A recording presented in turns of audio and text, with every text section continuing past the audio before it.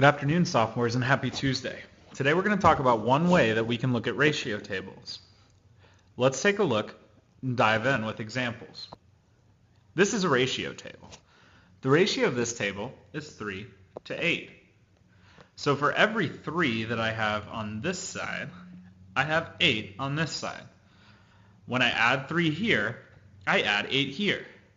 So if I want to figure out what's missing in this ratio table, I need to look at my pattern. Well, to go from 3 to 6, I added 3. To go from 8 to 16, I added 8. 3 to 8. To go from 6 to 9, I added 3. So to go from 16 to the blank, I need to add 8. What's 16 plus 8? 24 is the missing piece of this ratio table. Let's look at another example. This ratio table represents a 9 to 5 ratio. So, for every 9 that I add on this side, I'm going to add 5 on this side. Here, I add plus 9 to get to 18, and I add plus 5 to get to 10. If I add 5 here to get to 15, I have to add 9 to this side as well.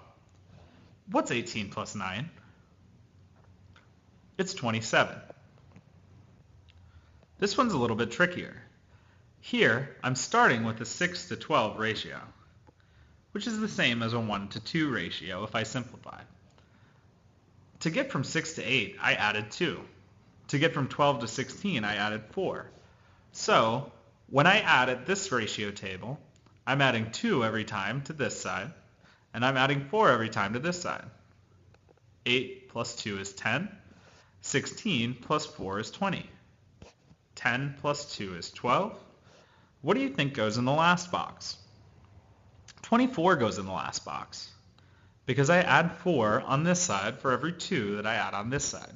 So when I see ratio tables, remember, I can find the additive pattern and use addition to fill in the missing pieces.